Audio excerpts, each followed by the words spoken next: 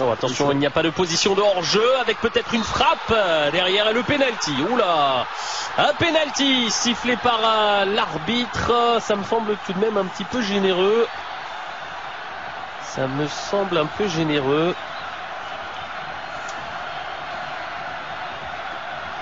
Oui, monsieur Thiazi qui a sifflé ce penalty en faveur de Yajour, l'avant-centre de cette équipe du Raja Casa. On revoit le tacle de Ekissa. Oui, il y a contact. Alors le défenseur enlève le ballon proprement. Mais c'est vrai que dans un deuxième temps, il y a quand même contact sur le joueur marocain.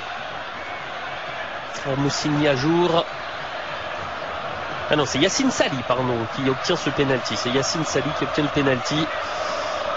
Et on va peut-être assister à l'ouverture du score avec ce penalty donc offert à cette équipe du Raja. C'est Metwali, la Panenka.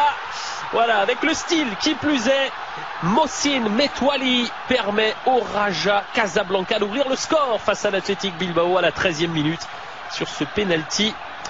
Allez, peut-être un petit peu généreux, mais bon, il n'est pas non plus on est à Casablanca, en tout cas il y a la joie dans les tribunes du stade Mohamed V, forcément après ce penalty transformé par Moussine Metwali, qui est le meilleur joueur du Raja la saison écoulée. Il a reçu le trophée Zakaria Zerouali qui est attribué à ce meilleur joueur, et on confirme à son statut Metwali. Moussine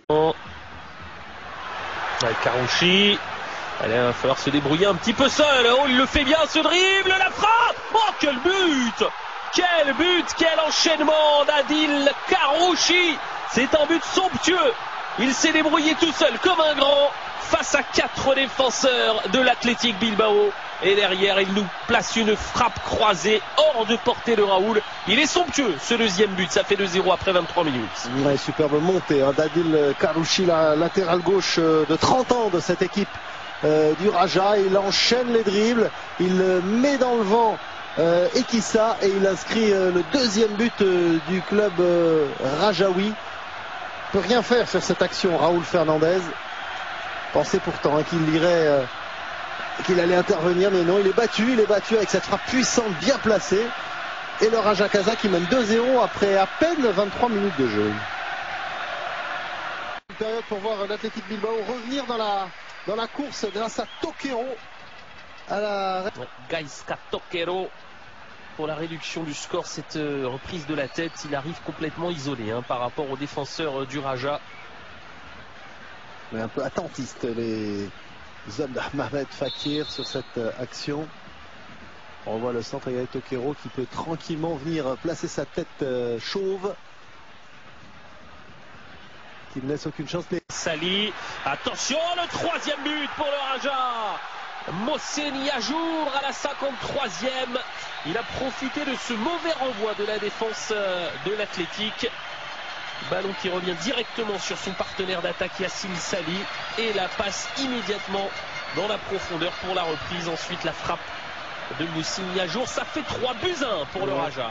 Très belle action collective encore du Raja Casa, et puis une sortie un peu hasardeuse de Gaïska Iraisos, le gardien titulaire qui venait de rentrer, qui s'est présenté seul devant Yajour, mais qui a à peine esquissé un geste défensif, qui n'a pas plongé. On voit ce contre extrêmement bien joué avec ce ballon, et Yajour qui sans contrôle reprend en demi-volée et le place au fond des filets. Bien voilà, le break est de nouveau en faveur du Raja Casa qui menait 2-0 à la mi-temps et qui mène maintenant 3-1.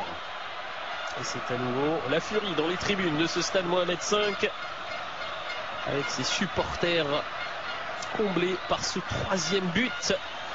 Il est reparti, il est revenu. Et regardez, la furie. Feu d'artifice dans les tribunes. Alors tiens, justement, puisque l'on parle de la Minervat qui a pratiqué les pelouses de Ligue 1, eh bien, l'occasion peut être remuant. Attention, le coup franc frappé par... Oh, le poteau et le but! Le poteau et le but en position d'hors-jeu. Position d'hors-jeu, le but ne sera pas validé.